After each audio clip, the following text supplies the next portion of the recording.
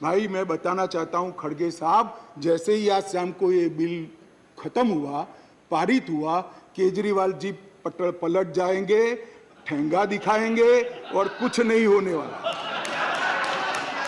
तो उनका लक्ष्य हम नहीं है, उनका लक्ष्य हम नहीं है, कांग्रेस पार्टी है। जरा इनका चुनावी इतिहास देखिए, उनका लक्ष्य आप हो, वो आपको नहीं छोड़ेंगे। खैर वो आपको देखना है। और माननीय अध्यक्ष जी, ये सारे लोग सिद्धांतों की मुझे दुहाई दे रहे थे। मैं पूछना चाहता हूं, तृणमूल कांग्रेस और कम्युनिस्ट पार्टी आज एक मंच पर है, किस सिद्धांत के तहत है? जरा बताइए तो मुझे, किस सिद्धांत के तहत है? पूरा जीवन एक तृणमूल कांग्रेस पार्टी का जन्म ही कम्युनिस्टों का विरोध करते हुए हुआ है। कांग्रेस पार्टी से वो इसलिए अलग हुए, कांग्रेस पार्टी से इसलिए अलग हुए कि नरसिम्हा राव जी ने कम्युनिस्ट पार्टी से हाथ मिला लिए और आज सत्ता प्राप्त करने के लिए वो इनके साथ बैठे। एक कांग्रेस पार्टी और कम्युनिस्ट पार्टी केरल में तो यूडीएफ एलडीएफ कर एक दूसरे की जान लेने पर आमादा है और वहां इलू इलू कर रहे हैं। माननीय अध्यक्ष जी, ये जनता दल, ये जेडीएस, माननीय अध्यक्ष जी जेडीएस, ये नीतीश कुमार जी है। जेडीयू ये नीतीश कुमार जी है, जिनकी राजनीति चारा घोटाले का विरोध कर हुई। इनके राष्ट्रीय अध्यक्ष लल्लन सिंह जी कहते थे, मैं पान का बनवारी बन जाऊंगा मगर कांग्रेस पार्टी के साथ नहीं जाऊंगा, लालू के साथ नहीं जाऊंगा। मान्यवर ये साथ में आ गए। साथ में क्यों आए?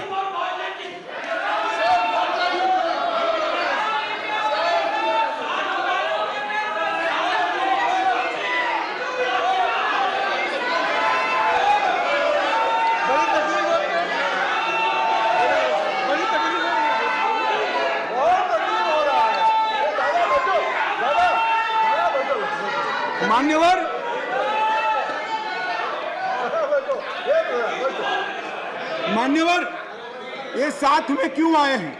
ये साथ में इसलिए आए हैं कि उनको भरोसा है कि अकेले कुछ हो नहीं सकता, इकट्ठा हो जाओ तो कुछ तो कर पाएंगे। मगर मैं आज बताना चाहता हूं मान्यवर, और 5-10 लोगों को जोड़ दो, कुछ नहीं होने वाला है। 24 मई में फिर से नरेंद्र मोदी प्रधानमंत्री मान्यवर।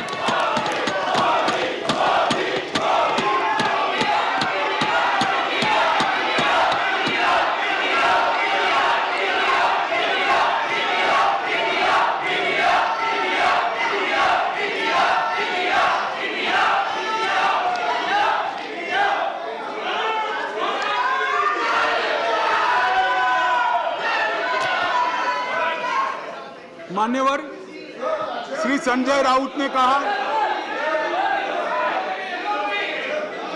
मान्यवर श्री संजय राउत ने कहा,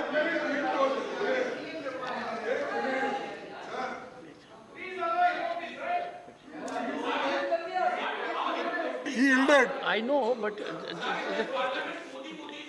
just take it. Don't get agitated, sir. We will have a good transactional business. Yes, leader of the opposition.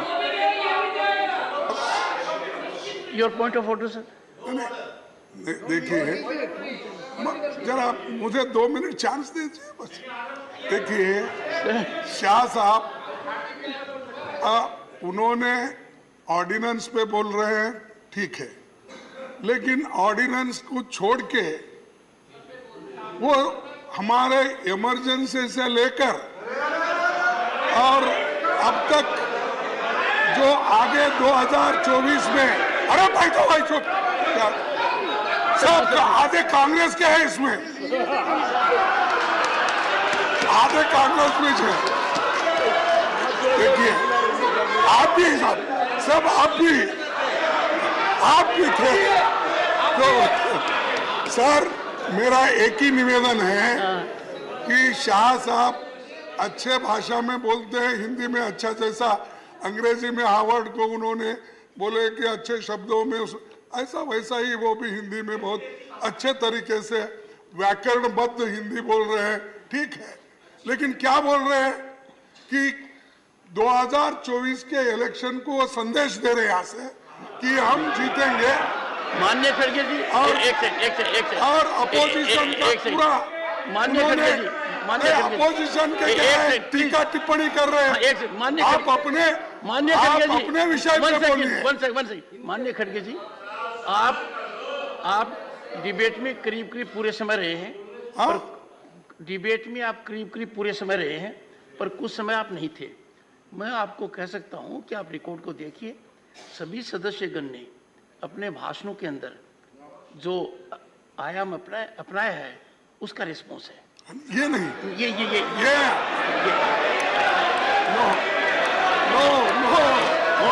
Honourable home minister,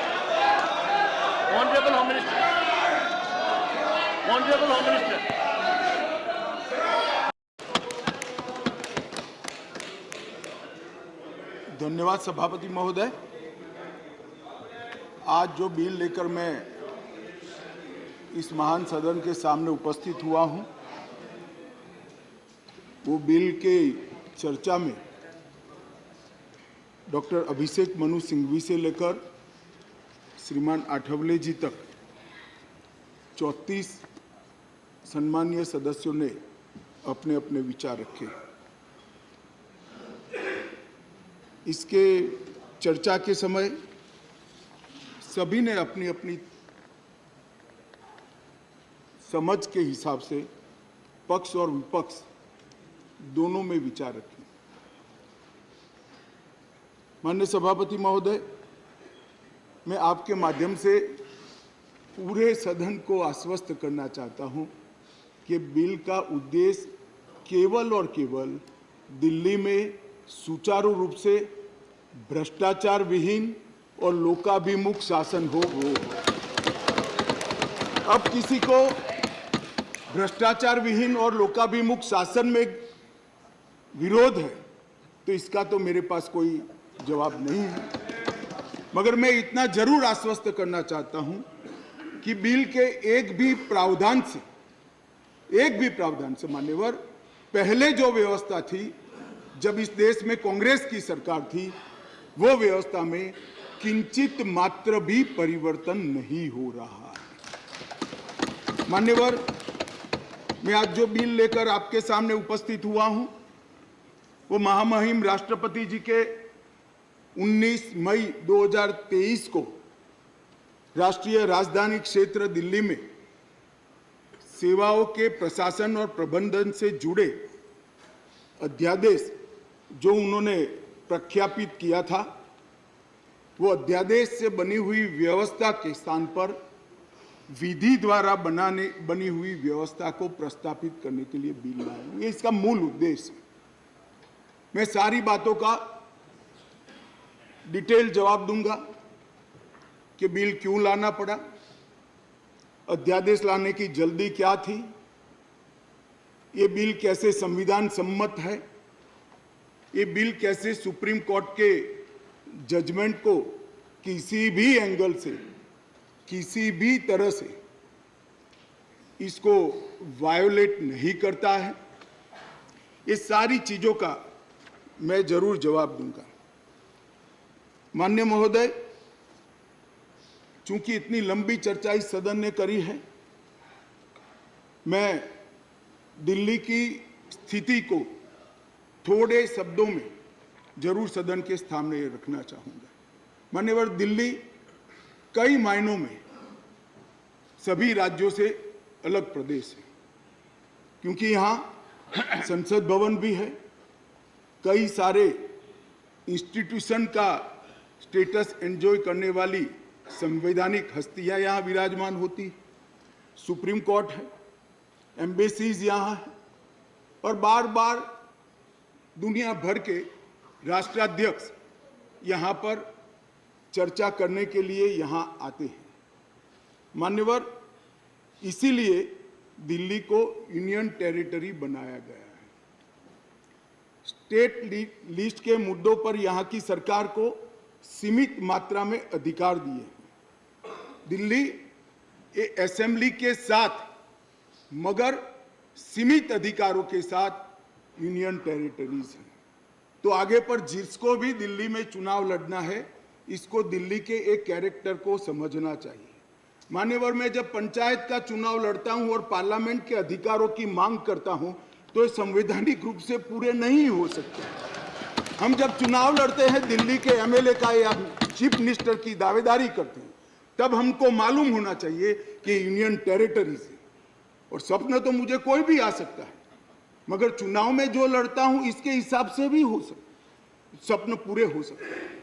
और अगर देश का प्रधानमंत्री बनना है तो संसद का चुनाव लड़ना पड़ता है, दिल्ली के एमएलए का चुनाव से नहीं लड़ना पड़ता है।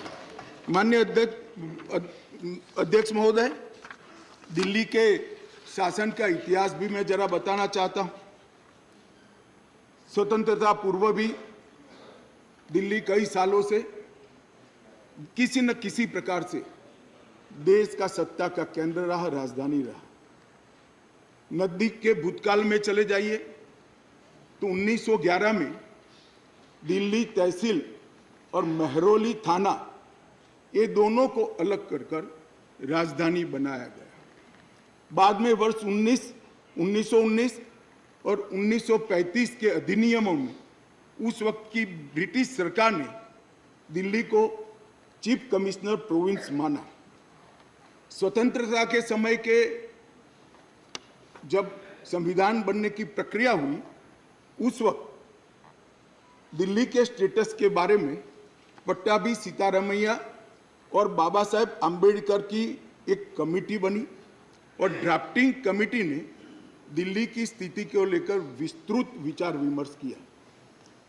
माननीय सभापति महोदय, पट्टाभी सीतारामैया समिति ने दिल्ली को लगभग राज्य स्तर का दर्जा देने की सिफारिश की थी।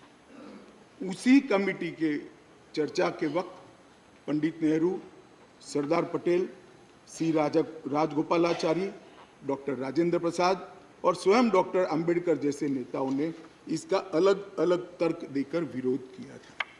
मान्यवर, 1949 में संविधान के अंतिम मसौदे के साथ संविधान सभा के अध्यक्ष को भेजी गई डॉक्टर अंबेडकर की रिपोर्ट का मैं पेरा पढ़ना चाहता हूं। जहां तक दिल्ली का सवाल है, हमें ऐसा लगता है कि भारत के राजधानी के रूप में शायद ही किसी स्थानीय प्रशासन के अधीन दिल्ली को रखा जा सकता है। संयुक्त राज्य अमेरिका में संसद राजधानी के संबंध में पूर्ण विधायी शक्ति का अधिकार रखती है।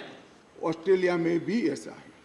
आगे अंबेडकर की रिपोर्ट कहती है, किसी विशेष क्षेत्र के मामले में क्या किया जाना है, ये राष्ट्रपति अपने आदेश द्वारा निर्धारित करेंगे। निसंदेह वह अन्य मामलों की तरह इसमें भी जिम्मेदार मंत्रियों की सलाह पर काम करेंगे। यदि वह चाहे तो दिल्ली में एक उपराज्यपाल रख सकते हैं। वह आदेश द्वारा एक स्थानीय विधायिका भी बन सकता है और इसके संगठन एवं शक्तियों का प्रावधान संसद कर सकती है। मान्यवर, श्रीमान मनोज जी ने कहा कि मैं कोटेशन को पढ़ाता हूं। मनोज जी, अगर इसी प्रकार के कोटेशन का इंटरप्रिटेशन आप जेएनयू में पढ़ाते होगे तो विद्यार्थियों की बुरी गत होगी। कोटेशन का रेफरेंस मान्यवर कई मायनों में बदलता है, मगर भौगोलिक स्थिति और राजधानी का अस्तित्व ये तो आज भी वही है। ये जो रिपोर्ट है वो इसलिए दिल्ली को पूर्ण राज्य बनाने के साथ सहमत नहीं थी कि दिल्ली राजधानी क्षेत्र है। मनोज जी जरा समझा दे सदन को कि आज क्या दिल्ली राजधानी नहीं है? आज दिल्ली की राजधानी का महत्व समाप्त हो चुका है। कोटेशन कुछ ऐसे होते हैं मनोज जी जो पृथ्वी के अंत तक सत्य सनातन होते हैं, बदलते नहीं। कुछ कोटेशन ऐसे भी होते हैं। मान्यवर, स्वतंत्रता के बाद पार्ट सी स्टेट एक्ट 1951 से दिल्ली को विधानसभा दी गई, किंतु विधानसभा की शक्तियां सीमित एवं संसद के कानून के तहत रखी गई। ये भी सोच समझ कर किया गया। वर्ष 1956 में राज्य पुनर्गठन आयोग की सिफारिशों के आधार पर दिल्ली में विधानसभा को भंग कर दिया गया और दिल्ली को संघ शासित प्रदेश बना दिया गया। लगभग 3 दशक तक मान्यवर व्यवस्था चलती रही। 87 में सरकारिया कमेटी बनी, जो बाद में बालकृष्णन कमेटी में परिवर्तित हुई और उसमें 1991 में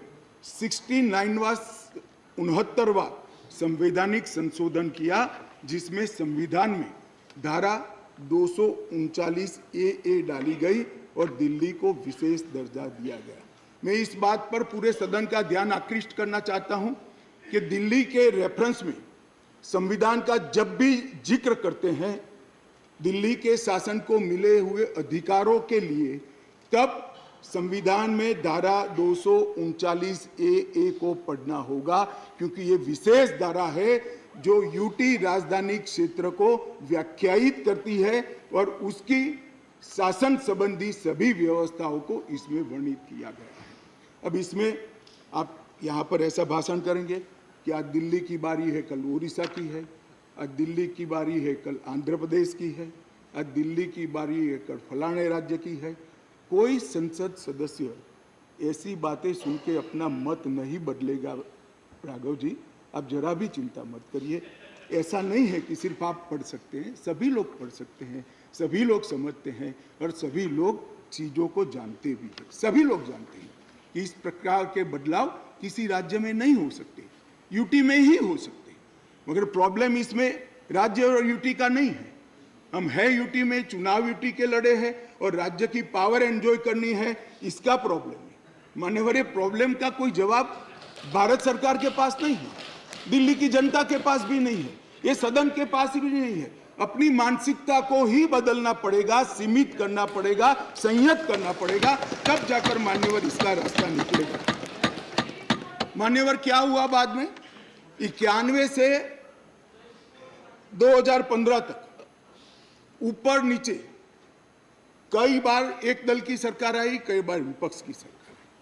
मैं बहुत जिम्मेदारी के साथ यहां बताना चाहता हूं कि इस बिल से जो ट्रांसफर पोस्टिंग के सेवाओं के काम के लिए जो अधिकार का वर्णन किया गया है, ये सारे अधिकार प्रैक्टिस में यहीं पर वो ही चलते थे।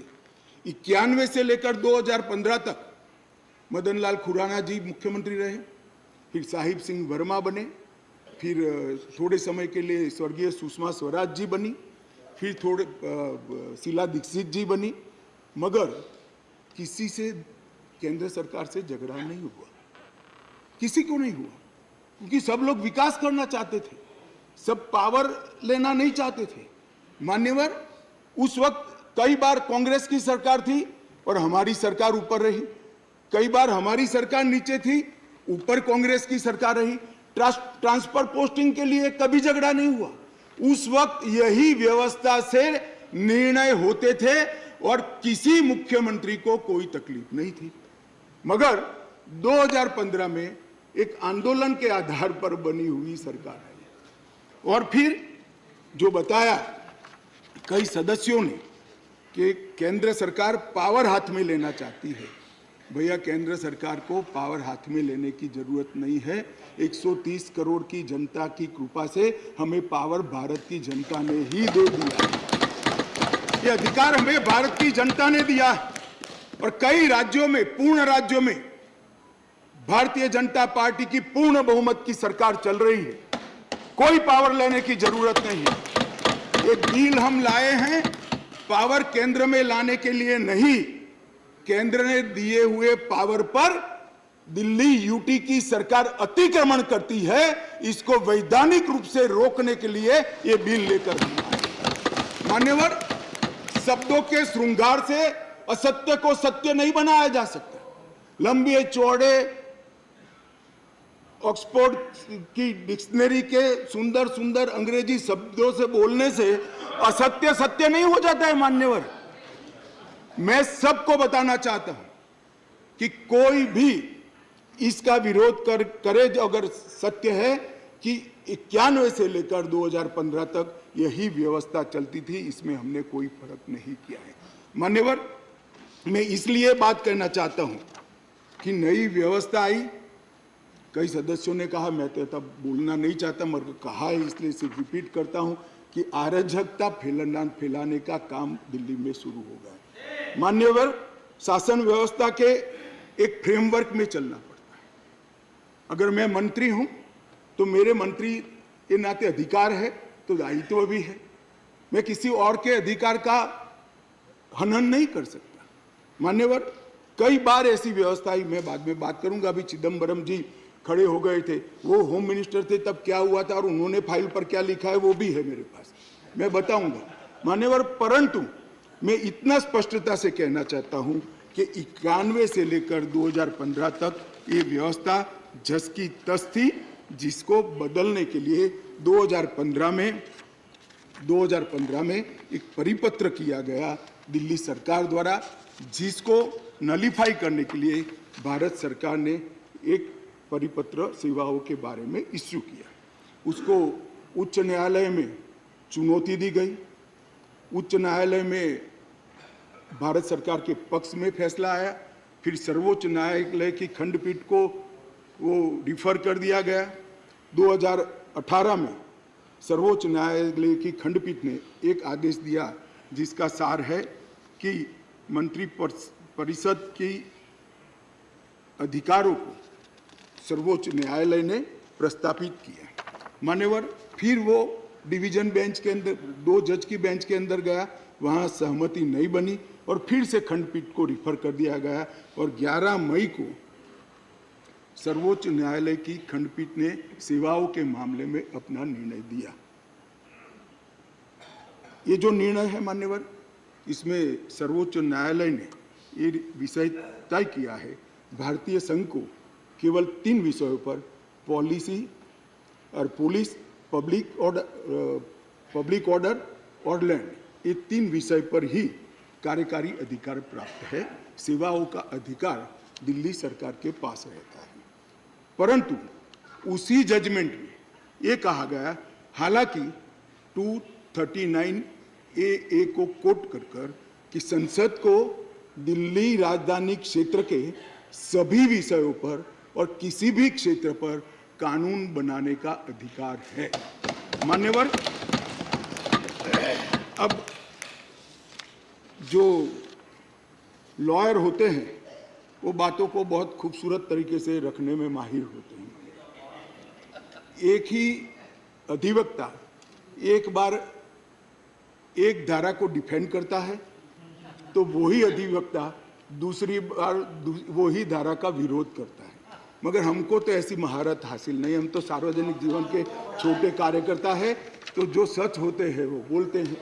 मैंने अभिषेक मनु सिंघवी जी को ध्यान से सुना मान्यवर। उन्होंने कहा, उन्होंने क्या करा उनको पूरा मालूम है, मैं मानता हूं मालूम होगा, बड़े विद्वान वकील है। उन्होंने अनुच्छेद 339A7A को पढ़ा जिसमें लिखा है 239AA7A के तहत संसद को केंद्र सरकार के प्रावधानों को इफेक्ट देने या सप्लीमेंट करने के लिए कानून बनाने का पूरा अधिकार है। उन्होंने पढ़ा, मगर इसके ऊपर 3B में नहीं गए। मैं अब पढ़ता हूं 3B क्या है। पहले मैं 239A में दिल्ली के विषय में विशेष प्रावधान किए गए हैं। इसके तहत दिल्ली विधानसभा सहित संघ शासित प्रदेश है, विधानसभा सहित संघ शासित प्रदेश मान्यवर। इसके 239A3B के अनुसार दिल्ली के संघ राज्य क्षेत्र या पूरा राज्य क्षेत्र या उसके किसी भी भाग के बारे में उससे संबंधित किसी भी विषय पर कानून बनाने का अधिकार संसद का अधिकार है। अब मैं विनम्रता से इतना ही पूछना चाहता हूं कि किसी भी विषय पर आता है, इसमें सर्विसेज आती है या नहीं आती है, सर्विस विषय है या नहीं।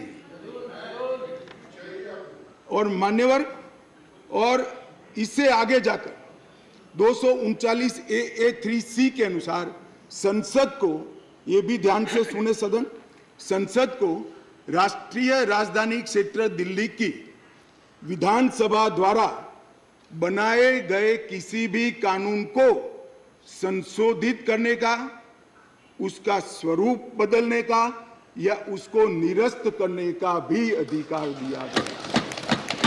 और मानने वाले हम लेकर नहीं आए, कौन लाए? आज जो राजनीतिक जरूरियात के कारण आप पार्टी की गोदी में बैठी है, वो कांग्रेस पार्टी ये संविधान संशोधन लेकर आई, ये हम लेकर नहीं आए। अगर दिल्ली के अधिकारों का किसी ने हनन किया है, दिल्ली की असेंबली का किसी ने हनन किया अधिकारों का, तो मान्यवर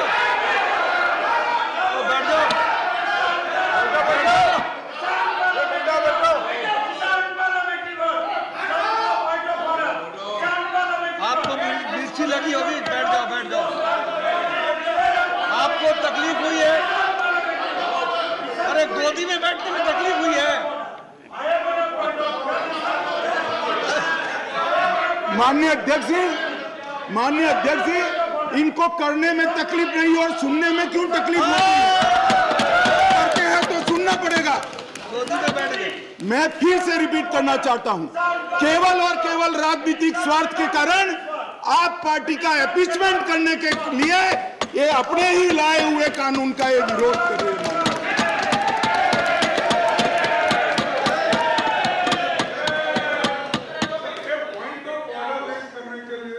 कैसा point of order?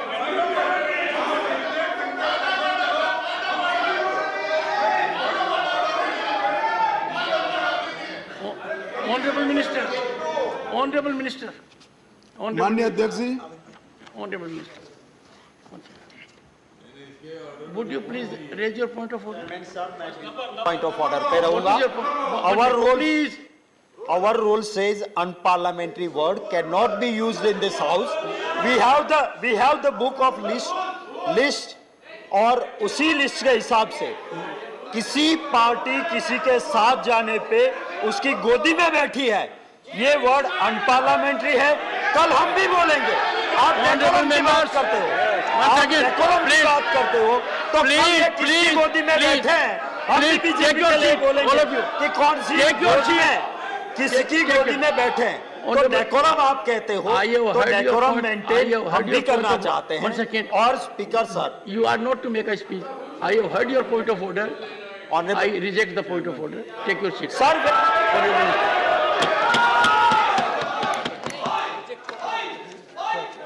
Honorable Minister. माननीय अध्यक्ष जी, यहां पर बहुत सारे सदस्यों ने बड़ी बड़ी दुहाइयां दी, संविधान की दुहाइयां दी, डेमोक्रेसी की दुहाइयां दी और अदालत के फैसले की सम्मान करने की दुहाइयां दी। माननीय अध्यक्ष जी, मैं इनको बहुत विनम्रतापूर्वक कहना चाहता हूं। मैं सबसे पहले अदालत के फैसले की बात करता हूं। अदालत के फैसले की अवमानना तब होती है तब अदालत ने किसी भी प्रकार का स्थगन आदेश दिया है। इसमें स्थगन आदेश मांगा गया था, अदालत ने दिया नहीं। दूसरी बात, अदालत के फैसले की अवमानना तब होती है जब हम अदालत के फैसले के विरुद्ध कोई बिल लेकर आते हैं। यहाँ अदालत ने अपने फैसले में स्वयं कहा है कि दिल्ली संघ राज्य के लिए देश की संसद किसी भी प्रकार का कानून बना सकती है। और माननीय अध्यक्ष जी, मैं सर्वोच्च अदालत के प्रति अति विनम्रता रखते हुए बताता हूं कि कई फैसले ऐसे होते हैं जो न्याय की कानून की इंटरप्रिटेशन करते वक्त अदालत देती है, मगर आज की जनभावनाओं के अनुरूप वो नहीं पाए जाते हैं। तो इस आज़ादी से अब तक ढेर सारे इतने उदाहरण है जिसमें संसद ने अदालत के फैसलों को बदलने के लिए कानून लेकर आए, मगर इसमें तो एक केस भी नहीं है। माननीय अध्यक्ष जी, इस देश की संसद ने कई बार संविधान बदला। अदालत के फैसले की बात छोड़िए, अदालत के फैसले को न्यूट्रलाइज करने के लिए कई संविधान के पैराग्राफ जोड़े गए हैं माननीय अध्यक्ष, और ये संसदीय परंपरा है जिसको अदालतों ने भी स्वीकार किया है। और पहला संविधान संशोधन तो तब हुआ जब पार्लियामेंट भी नहीं बनी थी मान्यवर। कॉन्स्टिट्यूएंट असेंबली ने पहला संविधान संशोधन पारित किया था, तब से संविधान बदलने की प्रक्रिया चली है। और मैं आपको बताता हूं भाई, हम संविधान में बदलाव इमरजेंसी डालने के लिए नहीं लाए हैं। हम संविधान में बदलाव उस वक्त की तत्कालीन राष्ट्रपति की सदस्यता जो चली गई थी, इसको पुनर्जीवित करने के लिए नहीं लाए हैं। और इमरजेंसी डालकर लाखों लाखों डेमोक्रेटिक कार्यकर्ताओं को जेल में अरे खड़गे जी सुनिए, मैं धैर्यपूर्वक सुना हूं। कांग्रेस को लोकतंत्र पर बोलने का कोई अधिकार नहीं है। आप क्या बात करते हो लोकतंत्र की?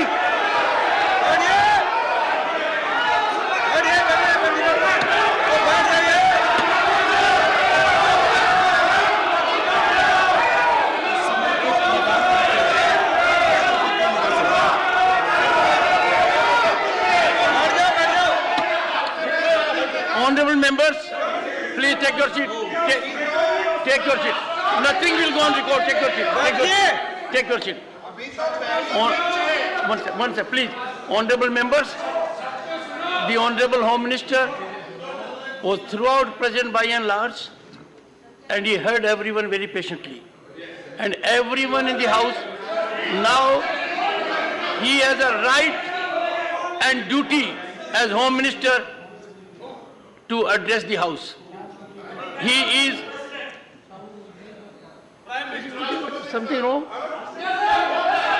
Sorry. Honorable Home Minister, nothing will go regard. Please. मान्यवर, मैं थोड़ी जल्दबाजी में प्रधानमंत्री की जगह राष्ट्रपति बोल गया, इसलिए मैं थोड़ा फिर से रिपीट करना चाहता हूं। इस देश के पूर्व प्रधानमंत्री की सदस्यता बचाने के लिए हम ये बिल नहीं लेकर आए। ये बिल संविधान की भावनाओं को संभालने के लिए हम लेकर आए।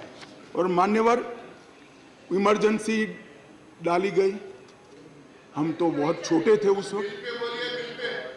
ये बिल पर ही है, ये बिल पर ही है भैया। डिस्कस मान्यवर, ऐसा है कि जब ये लोग बिल पर चर्चा कर रहे थे, मुझे डेमोक्रेसी समझा रहे थे, तो मैं उनको डेमोक्रेसी समझा रहा हूं कि डेमोक्रेसी क्या है। इमरजेंसी के अंदर मान्यवर 3 लाख से ज्यादा राजनीतिक दलों के बड़े बड़े नेताओं को जेल में डाल दिए गए, जेल में डाल दिए। माननीय अध्यक्ष जी, सारे अखबारों पर सेंसरशिप डाल दी गई। माननीय अध्यक्ष जी, इंडियन एक्सप्रेस ने अपने संपादकीय को खाली रखना पड़ा। माननीय अध्यक्ष जी, ये लोग डेमोक्रेसी की बात कर रहे हैं, ये लोग डेमोक्रेसी की बात कर रहे हैं माननीय अध्यक्ष जी। और जब माननीय अध्यक्ष जी, इन्होंने पूछा कि भाई अध्यादेश अब लाए थे, तो एक बहुत सुंदर क्रोनोलॉजी देश के मतदाताओं को गुमराह करने के लिए। माननीय अध्यक्ष जी, इसका जवाब मुझे देना ही पड़ेगा, फिर से उनकी भावनाएं उद्वेलित होगी मगर मुझे देना पड़ेगा। माननीय अध्यक्ष जी, उन्होंने कहा 11 मई को फैसला है और 17 मई को ऑर्डिनेंस लाया गया और 19 मई को एससी को सुप्रीम कोर्ट को छुट्टी पर जाना था, तब ऑर्डिनेंस को घोषित किया गया। माननीय अध्यक्ष जी, मैं इसका तो पूरा क्यों करना पड़ा, इसका मुझे जस्टिफिकेशन देना चाहिए, क्योंकि विरोध भी 2 दर्ज हुए इसी विषय पर। परंतु मैं उनको ये कहना चाहता हूं, और ये एक मुद्दे कौन खड़े कर रहे हैं जिनका पूरा जीवन सुप्रीम कोर्ट में वकीलात करते करते गया। उनको ये भी मालूम नहीं है कि वैकेशन बेंच होती है, वैकेशन बेंच होती है, और वैकेशन के अंदर भी अगर उचित लगे तो मुख्य न्यायाधीश महोदय खंडपीठ भी बना सकते हैं, संवैधानिक खंडपीठ भी बना सकते हैं और स्थगन आदेश दे सकते हैं। वैकेशन के बाद क्या हुआ, ऑर्डिनेंस आ गया, वैकेशन के बाद चैलेंज किया, चैलेंज कर स्थगन आदेश मांगा, सुप्रीम कोर्ट ने नहीं दिया, आज भी नहीं है। मैं तो बिल लेकर आया हूं। अब ये क्रोनोलॉजी का क्या मतलब है बताइए। मगर यहां चर्चा कर एक भ्रांति खड़ी करना कि हमारे अधिकारों को लेने के लिए लालायित थे। भैया, अधिकारों को लेने के लिए लालायित नहीं थे, हम दिल्ली की जनता के अधिकारों की रक्षा के लिए लाए। इसलिए मान्यवर ये जल्दी करनी पड़ती। मान्यवर मैं आगे बताता हूं कि जल्दी क्यों करनी पड़ी। मान्यवर, अब मेरे पास भी एक क्रोनोलॉजी है, जरा उसको धैर्य से सुनना चाहिए। मान्यवर, 11/5/23 को ये अध्यादेश आया और ये फैसला आया। फैसला लगभग 3-4 बजे के आसपास घोषित हुआ। उसके बाद में 5:30 बजे फैसला क्या था मान्यवर?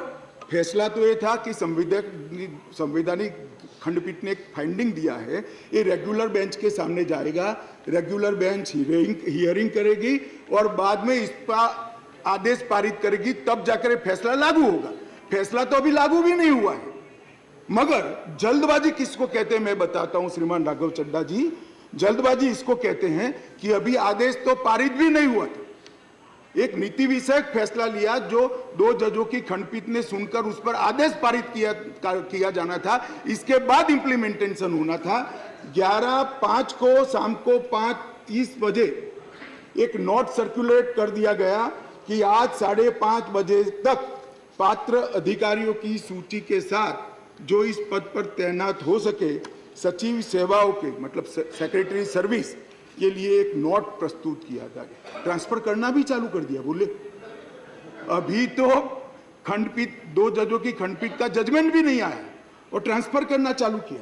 सोशल मीडिया में घोषणा कर दी, अभी तो एप्लीकेशन मंगाई, नोट मंगाया है, सोशल मीडिया पर कह दिया श्री आशिक माधवराव मोरे को बदल दिया गया। कैसे बदलोगे भाई, कैसे बदलोगे मान्यवर? और इसके आगे मैं जाना चाहता हूं। इसके बाद सतर्कता विभाग विजिलेंस के मिनिस्टर ने सभी सहायक निर्देशकों को आदेश दे दिया कि विशेष सचिव सतर्कता को रिपोर्ट न करिए, उनको डायरेक्ट रिपोर्ट करिए। अब जो एडमिनिस्ट्रेशन मुझे समझाते थे, मैं उनको समझाना चाहता हूं, डायरेक्ट जॉइंट डायरेक्टर लेवल का ऑफिसर सीधा मंत्री को रिपोर्ट करे, ऐसा कैसे हो सकता है भाई? कैसे हो सकता है? ये एडमिनिस्ट्रेशन है क्या? किसके साथ में खड़े रहे हो?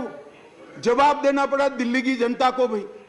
मान्यवर, इसके बाद सतर्कता विभाग के मंत्री जी ने आदेश दे दिया 13 तारीख को कि मैन्युअल के पैरा 2.22 के उल्लंघन किया, जिसमें विजिलेंस सेटअप के कार्यबल सीवीओ के परामर्श से संगठन के प्रमुख संगठन में प्रभावी सतर्कता प्रबंधन के लिए कार्यबल तैनात करने के निर्देश बनाने के लिए सूचना कर दी। अब मुझे ये समझ नहीं आता है, अभी तो संवैधानिक खंडपीठ को आदेश भेजा है, इंटरप्रिटेशन भेजा है, इस पर खंडपीठ ने 2 जजों की खंडपीठ ने सुनवाई करनी है और फिर जजमेंट देना है। यहाँ पूरा इम्प्लीमेंटेशन कर दिया। मगर विश्व में कोई भी विज्ञान का नियम है, कोई भी चीज अकारण नहीं होती। ये विजिलेंस विभाग को ही क्यों टारगेट बनाया गया? ट्रांसपोर्ट को नहीं बनाया गया, सफाई को नहीं बनाया गया, जल बोर्ड को नहीं बनाया गया, जल विभाग को नहीं बनाया गया, मान्यवर रोड एंड बिल्डिंग को नहीं बनाया गया, सोशल वेलफेयर को नहीं बनाया। ये सारे शासन के साथ जुड़े हुए भी नहीं है क्या?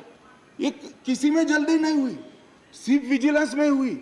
अब मैं इस कारण बताना चाहता हूं कि सदन में विजिलेंस में क्यों जल्दी हुई। मान्यवर, इसके अंदर आबकारी घोटाले की, शराब घोटाले की फाइल विजिलेंस में पड़ी थी। इसलिए इसलिए मान्यवर आधी रात को विजिलेंस डिपार्टमेंट खोलकर फाइलों की हेराफेरी करने की फरियाद दिल्ली पुलिस को मिली है। मान्यवर केशव राव जी कहते थे हम तो ना इनके साथ है ना उनके साथ है, ना आपसे जुड़ाव है ना उनसे जुड़ाव है। बीआरएस वालों का भी इस शराब घोटाले के साथ आप पार्टी के साथ जुड़ाव है, इसीलिए आप वहां बैठे हो। मान्यवर एक फाइल थी आबकारी घोटाले वाली, दूसरी फाइल थी एक यहाँ पर शीश महल बना है मान्यवर, बहुत बड़ा शीश महल। हमने When we speak, you stop us. Sheesh Mahal is allowed to नहीं, एक मिनट मान्यवर, शीश महल में असंसदीय क्या है? अभी मैं आगे तो बोला ही नहीं। What is your objection? What is the problem? For sake of objection, you are raising objection. क्या है? पागल हो गया है। No, you just want to hold the floor. Sorry, please. 258. Sorry. Let us not make issue of non-issues. 258. Take your seat. 258. Take your seat. 250.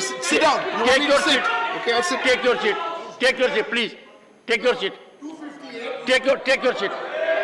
Honorable Minister. मान्यवर मैं कहता हूं शीश महल में क्या असंसदीय है, चर्चा करें जरा खड़े होकर। वैसे ही व्यवधान करने के लिए खड़े हो जाते हैं, जरा समझाइए।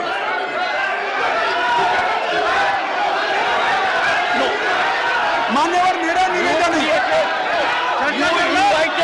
मान्यवर मेरा निवेदन है, असंसदीय क्या है इसमें इसकी चर्चा की जाए। मेरा निवेदन है। Take your seat, please. Take your seat. Sheesh Mahal पे चर्चा हो जाए। Take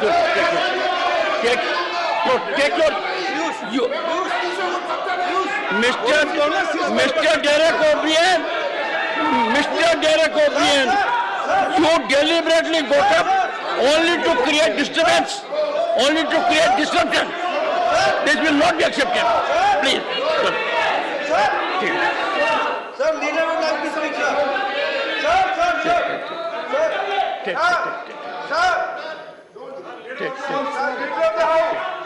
Please. Sir, leader of the house. No, please. Sir, leader of the house. Honorable Minister. Sir ये One आपने second. पिछली बार भी इस विषय के ऊपर बड़ी गंभीरता बताई थी कि जो थिएट्रिक्स करने का सिलसिला इस सदन में कोई मान्य सदस्य करते हैं, अगर इनको हिम्मत है, अगर इनका इरादा शीश महल के ऊपर चर्चा करने का है तो हम अभी के अभी शीश महल के ऊपर चर्चा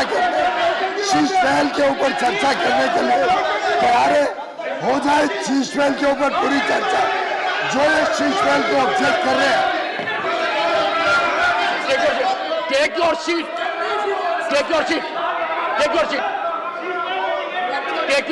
Please. Take your seat.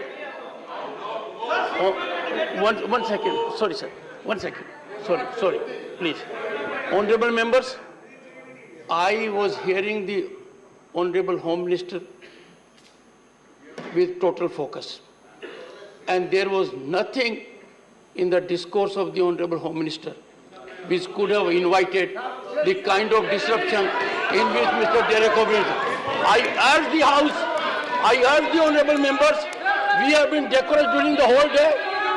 Don't act on a plan. Let us believe in decorum. Honorable Home Minister.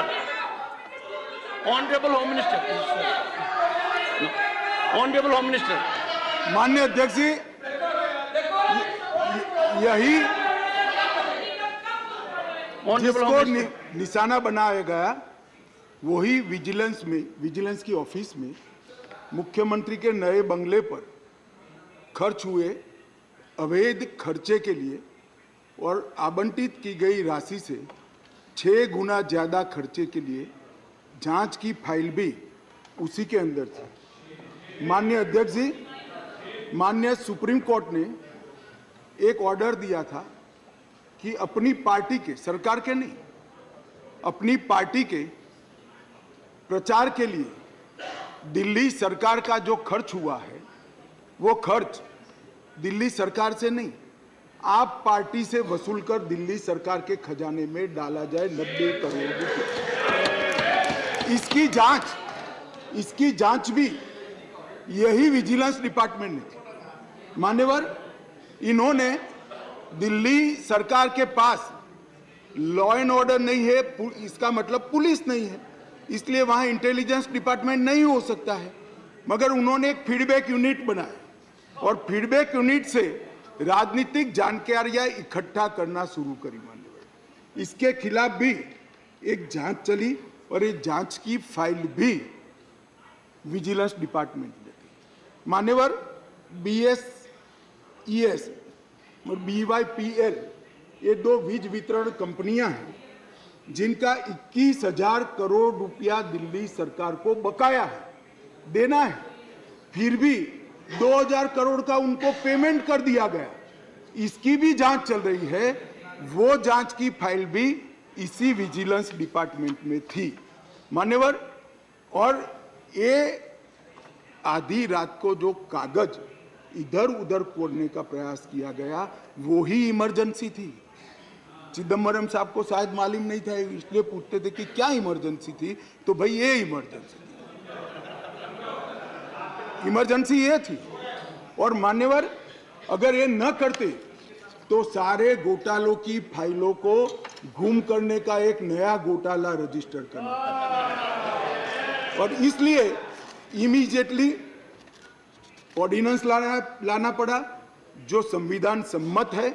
संविधान में ऑर्डिनेंस की व्याख्या और अधिकार ऐसे स्थितियों के लिए ही दिए गए हैं और सबको मालूम है जब ऑर्डिनेंस लेकर आते हो तो 6 माह के अंदर या सबसे पहले सदन के अंदर, जो सदन जब मिलेगा तब सदन के सामने रखना पड़ता है। तो आज मैं लेकर आया हूं। अब इसमें गैर संवैधानिक क्या है भाई, बताओ तो। इतनी सारी 5 घंटे से चिल्लाट करते हैं, इसमें गैर संवैधानिक क्या है? क्या प्रीपेड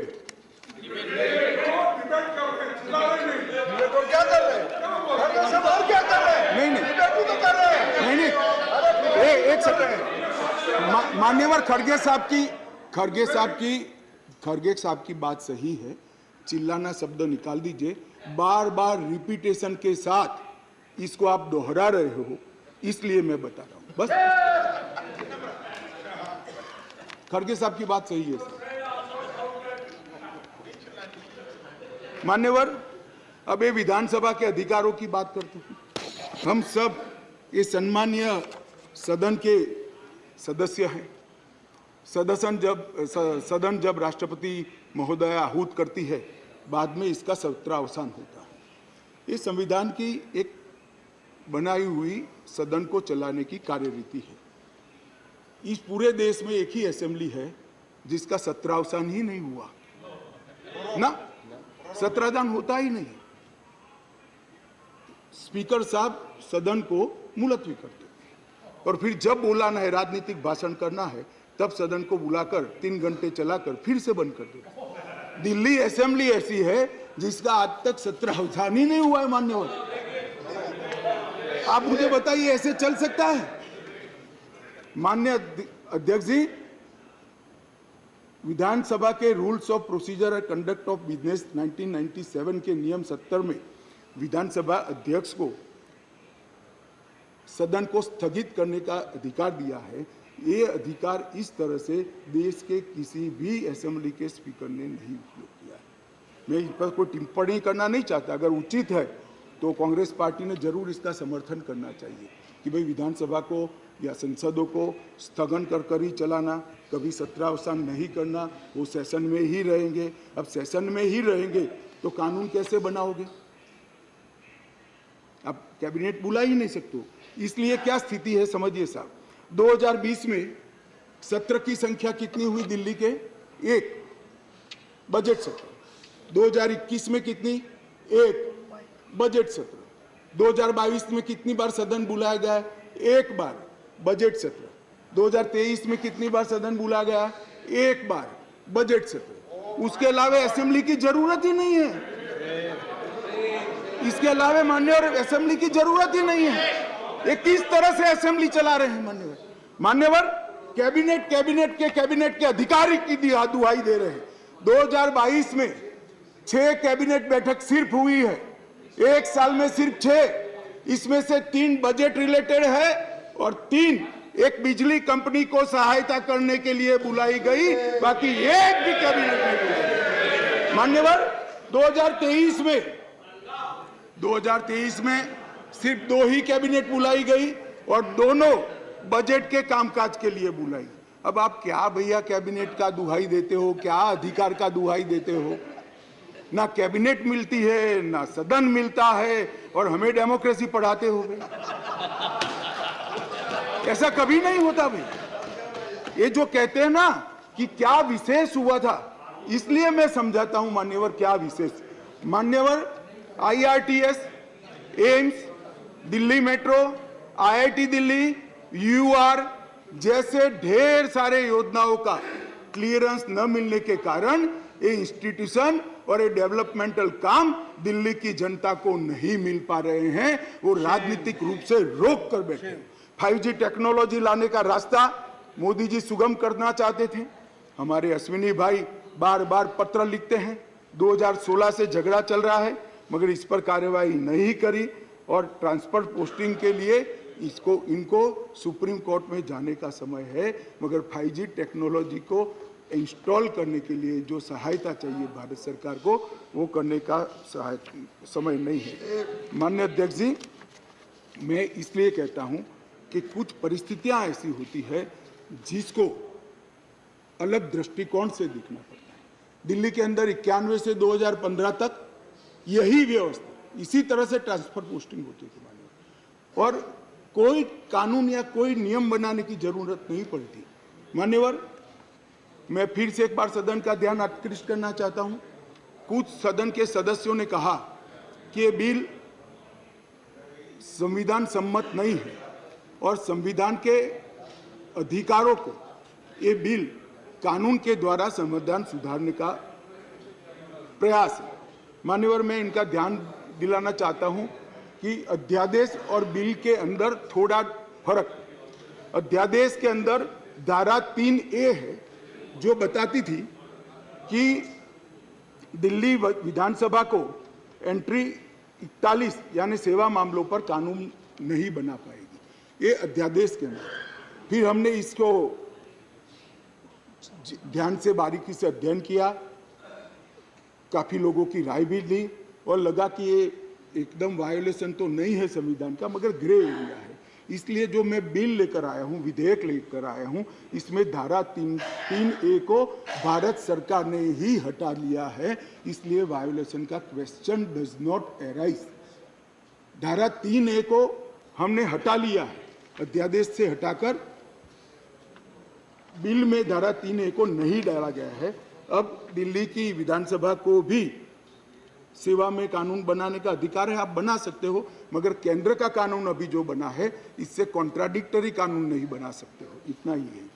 माननीय अध्यक्ष जी, एक मैंने कह दिया, अगर 239 AAB, एक बहुत बड़ी चर्चा चली कि मंत्रियों के अधिकार अफसरों को दे दिए गए। कैबिनेट के अंदर अफसर कैबिनेट नोट भेजेंगे। तो माननीय अध्यक्ष जी, मैं तो 2 सरकारों में रहा हूँ, गुजरात सरकार में रहा हूँ और अभी मोदी जी के नेतृत्व में भारत सरकार में काम रखा। कभी मैंने as a minister cabinet note sign नहीं किया, फाइल साइन की है, मगर कैबिनेट नोट तो सेक्रेटरी ही भेजते हैं। शायद आप लोगों के राज्य में मंत्री की सिग्नेचर से जाती है तो मुझे मालूम नहीं है। अगर कोई ऐसा दूसरा राज्य है तो भी बताना चाहिए सदन को। माननीय अध्यक्ष जी, मैं खंडवार जवाब देना नहीं चाहता, इतना ही कहना चाहता हूं कि 45A 45(1) को जो उद्धृत कर सब लोग बोल रहे थे, इसमें मैं इतना ही कहना चाहता हूं कि इसमें दिए गए सारे प्रावधान ट्रांजैक्शन ऑफ बिजनेस रूल 1993 में पहले से मौजूद है, 93 से है, जो कांग्रेस पार्टी लेकर आई है। हम कुछ नया नहीं लाए। मगर वो रूल्स को मानते नहीं थे, इसलिए रूल्स को एक्ट का हिस्सा बनाया गया है। 93 से रूल्स के हिसाब से दिल्ली चलती है। फुल स्टॉप कॉमा का फर्क नहीं है साहब इसमें। ट्रांजैक्शन ऑफ बिजनेस रूल 1993 जो है, जो कांग्रेस पार्टी ने बनाए थे, उसको ही हम एक्ट में आमेज किए हैं और इसलिए करने पड़े हैं कि एक ऐसी सरकार चुनकर आई जो रूल्स को मानती नहीं है, इसलिए एक्ट में डालना पड़ा। मान्यवर, ये सारे अधिकार जो है, अधिकारों का बंटवारा है, कार्य विभाजन है और कार्य पद्धति है, ये सारी की सारी कांग्रेस पार्टी ने बनाई है। अगर कांग्रेस पार्टी में अंतरात्मा है तो इस बिल का समर्थन करना चाहिए। मैं तो आपकी चीज को लेकर खड़ा हूं, मगर ये नहीं करेंगे, मुझे मालूम है मान्यवर, क्योंकि उनको गठबंधन बचाना है, मान्यवर, मैं आपको बताना चाहता हूं, ये आप पार्टी का जन्म ही कांग्रेस का विरोध कर हुआ। लगभग 3 टन जितनी गाली कांग्रेस की सरकार को बोले और बोलकर सरकार में आए, और आज अनधिकृत अधिकार प्राप्त करने के लिए कांग्रेस का समर्थन ले रहे हैं। और कांग्रेस वालों को भी ठीक है, चलो हमारा गठबंधन बढ़े। भाई, मैं बताना चाहता हूं खड़गे साहब, जैसे ही आज शाम को ये बिल खत्म हुआ, पारित हुआ, केजरीवाल जी पलट जाएंगे, ठेंगा दिखाएंगे और कुछ नहीं होने वाला। तो उनका लक्ष्य हम नहीं है, कांग्रेस पार्टी है। जरा इनका चुनावी इतिहास देखिए, उनका लक्ष्य आप हो, वो आपको नहीं छोड़ेंगे। खैर, वो आपको देखना है। और माननीय अध्यक्ष जी, ये सारे लोग सिद्धांतों की मुझे दुहाई दे रहे थे। मैं पूछना चाहता हूं, तृणमूल कांग्रेस और कम्युनिस्ट पार्टी आज एक मंच पर है, किस सिद्धांत के तहत है? जरा बताइए तो मुझे, किस सिद्धांत के तहत है? पूरा जीवन एक तृणमूल कांग्रेस पार्टी का जन्म ही कम्युनिस्टों का विरोध करते हुए हुआ है। कांग्रेस पार्टी से वो इसलिए अलग हुए कि नरसिम्हा राव जी ने कम्युनिस्ट पार्टी से हाथ मिला लिए और आज सत्ता प्राप्त करने के लिए वो इनके साथ बैठे। एक कांग्रेस पार्टी और कम्युनिस्ट पार्टी केरल में तो यूडीएफ एलडीएफ कर एक दूसरे की जान लेने पर आमादा है और वहां इलू कर रहे हैं। माननीय अध्यक्ष जी, ये जनता दल, ये जेडीएस, माननीय अध्यक्ष जी, जेडीएस, ये नीतीश कुमार जी है। जेडीयू ये नीतीश कुमार जी है, जिनकी राजनीति चारा घोटाले का विरोध कर हुई। इनके राष्ट्रीय अध्यक्ष लल्लन सिंह जी कहते थे, मैं पान का बनवारी बन जाऊंगा मगर कांग्रेस पार्टी के साथ नहीं जाऊंगा, लालू के साथ नहीं जाऊंगा। मान्यवर, ये साथ में आ गए। साथ में क्यों आए?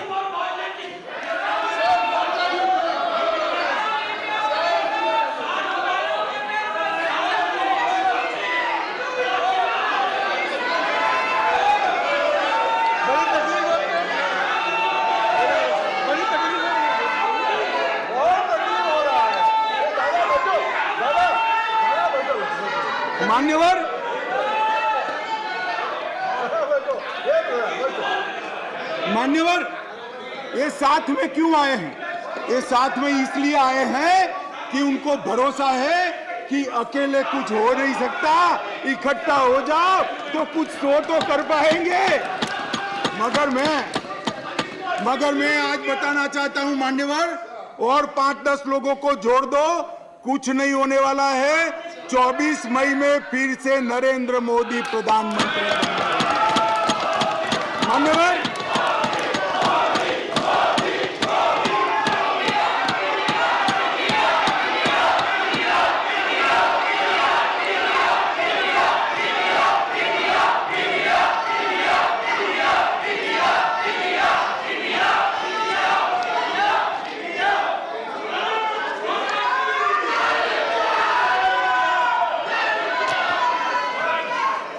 मान्यवर, श्री संजय राउत ने कहा, मान्यवर श्री संजय राउत ने कहा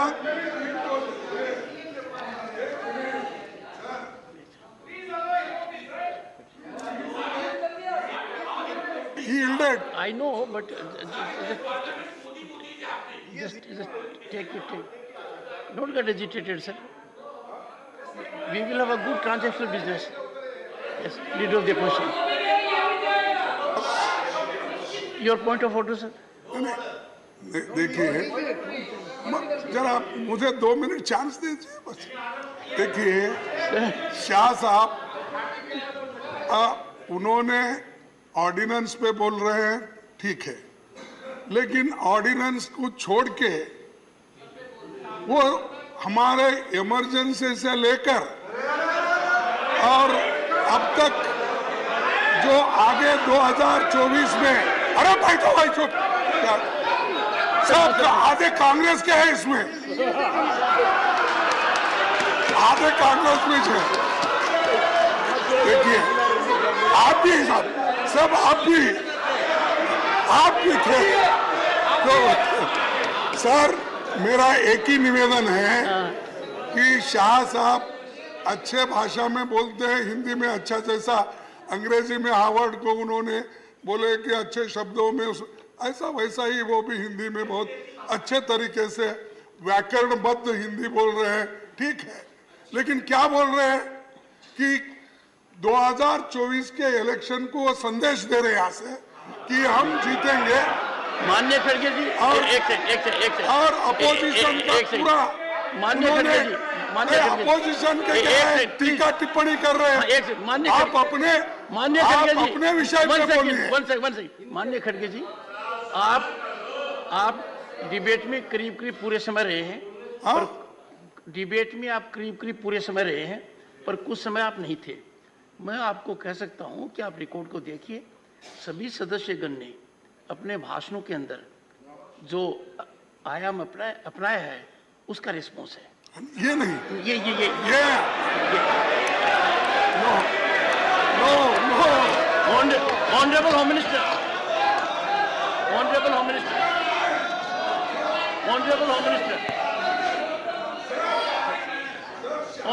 मिनिस्टर, खड़गे साहब, मैं ध्यान रखता हूं।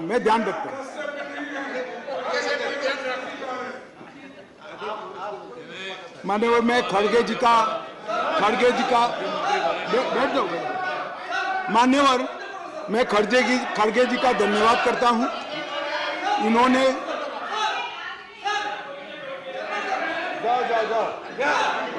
मान्यवर, मैं खड़गे जी का धन्यवाद करना चाहता हूं कि इन्होंने मुझे सदन की उच्च परंपराओं का ध्यान दिलाया।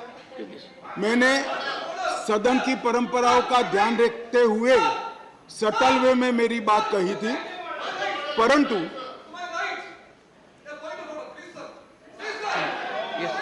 मान्यवर, मैंने सटल वे में ही करी थी। मैसेज आधा अधूरा गया था, खड़गे जी ने पूरा मैसेज डाल दिया, इसलिए मैं उनका धन्यवाद करना चाहता हूं। मान्यवर, संजय राउत जी ने कहा कि मोदी जी विदेश जाते हैं तो उनका सम्मान होता है, कोई उनका ऑटोग्राफ मांगता है, कोई उनको झुककर नमन करता है, कोई उनसे अपॉइंटमेंट मांगता है, कोई मोदी इज द बॉस कहता है। वो सम्मान मोदी जी का नहीं है, देश का सम्मान।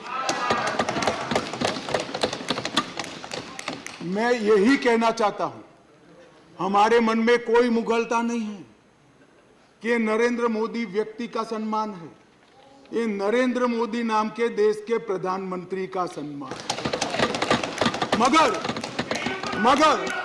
मगर इतने सारे देश के राष्ट्रपति, प्रधानमंत्री, राष्ट्राध्यक्ष भारत के प्रधानमंत्री को सम्मान देते हैं, इससे देखकर आप भी जरा देना चालू करो तो थोड़ा अच्छा दिखेगा। मान्यवर, कम्युनिस्ट पार्टी के 2 सदस्यों ने मेरी पार्टी का उल्लेख देकर कहा कि मेरी पार्टी का आजादी के आंदोलन में कोई इतिहास नहीं है, हिस्सा नहीं।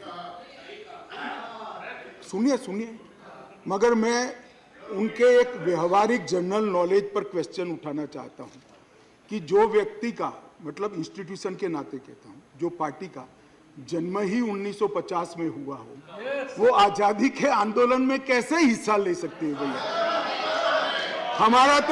हमारी पार्टी का जन्म ही 1950 में हुआ, हम कैसे आजादी का आंदोलन लड़ेंगे? मान्यवर, मगर कई ऐसे हमारे फाउंडर मेंबर थे, श्यामा प्रसाद मुखर्जी से लेकर कई सारे। आज बंगाल अगर भारत में है तो श्यामा प्रसाद मुखर्जी के कारण है, और अगर आज कश्मीर भारत में है तो श्यामा प्रसाद मुखर्जी के कारण। और मान्यवर, ये कह रहे थे ये नागपुर से इशारा आता है, नागपुर से। ठीक है भाई, चलो एक सेकंड के लिए मेरी बात मान लो, नागपुर से इशारा आता है, आपकी बात को मैं मान लेता हूं, मगर नागपुर तो भारत का हिस्सा है, रसिया या चीन नहीं है। आपकी पार्टी तो रसिया और चीन से इशारा लेती थी। मान्यवर, ये मुझे क्या कह रहे हैं?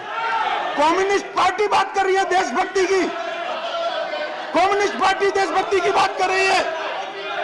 मान्यवर, इनको ये ठीक नहीं लगता। मान्यवर चिदंबरम साहब ने कहा कि दिल्ली के लिए भी बीजेपी का अधिकार नहीं, दिल्ली में बीजेपी की दोनों बार सरकार नहीं हुई। तो भाई अगर यही सिद्धांत है तो आपको तो बोलने का ही अधिकार नहीं। आपके तो ना संसद सदस्य है, ना धारासभा में कोई सदस्य है।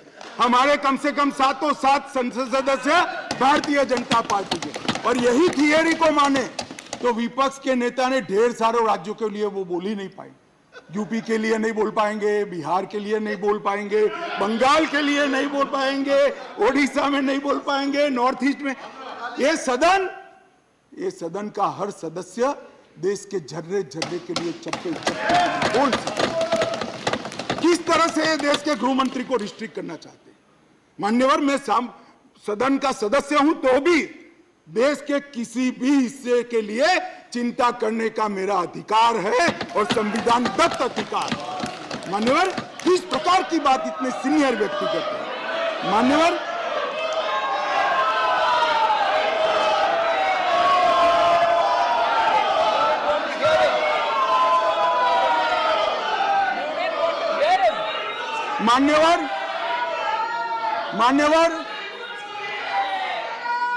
मान्यवर, मणिपुर के लिए भी मैंने सदन से पहले ही आपको पत्र लिखा है कि मणिपुर के लिए चर्चा के लिए मैं तैयार हूं। आज भी कहता हूं, अभी 11 तारीख बाकी है, हमें कुछ छिपाना नहीं है। छुपाना आपको है जो चर्चा होने नहीं देते हो, आपको छुपाना है। और मैं कहता हूं मान्यवर, 11 तारीख को चर्चा खड़गे जी कह दे, मैं कहता हूं इसी तरह से सुन नहीं पाएंगे मान्यवर, नहीं सुन पाएंगे, और इसीलिए मणिपुर पर चर्चा करने के लिए तैयार। मान्यवर,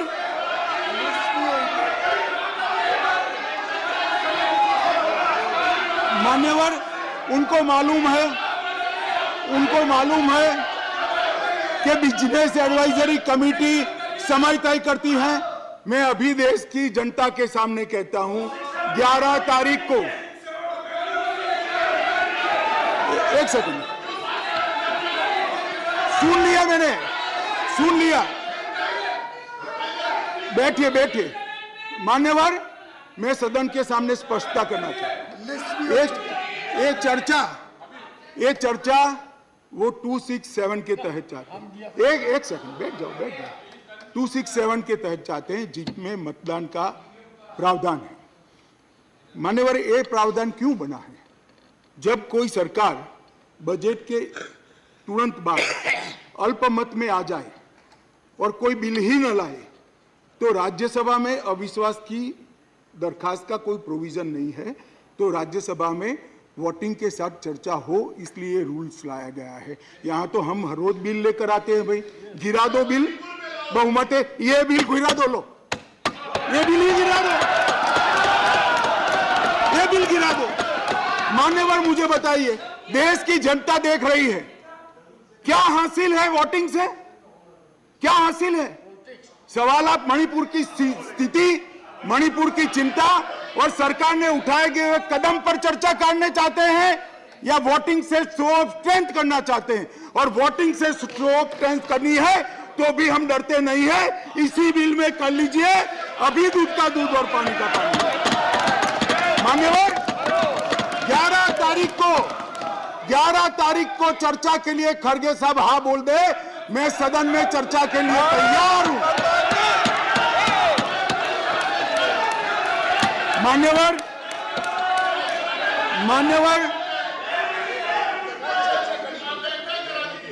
ऐसा है जयराम जी आपको भी मालूम है अभी नहीं हो सकती। कल अविश्वास का प्रस्ताव है, आपको मालूम है। मान्यवर, देश की जनता सुन ले, 8, 9 और 10 अविश्वास का प्रस्ताव है, इसलिए मुझे कह रही है कि आज 8, 9, 10 में चर्चा करिए।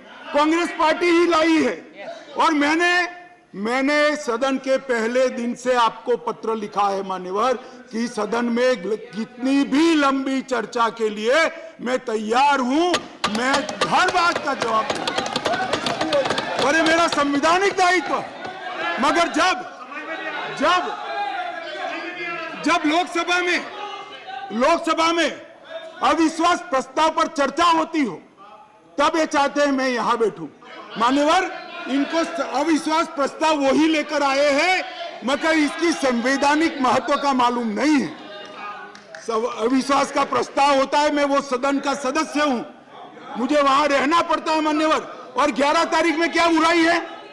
11 तारीख में क्या बुराई है? मान्यवर, चर्चा से भाग रहे हैं, ये चर्चा नहीं चाहते हैं मान्यवर, होने नहीं देते हैं। इसलिए मैं कहता हूं मान्यवर कि चर्चा करनी नहीं है और चर्चा करे तब बोलकर भाग जाना है। आज अच्छा है, कम से कम एकता दिखाने के लिए वोटिंग करने के लिए बैठे हैं, चलो वो बहाने से भी बैठकर संविधान के नियमों के हिसाब से, संसद के नियमों के हिसाब से चर्चा करी, इसके लिए धन्यवाद। मेरा पूरा सदन से मान्यवर निवेदन है कि जो मैं विधेयक लेकर आया हूं इसको पारित किया।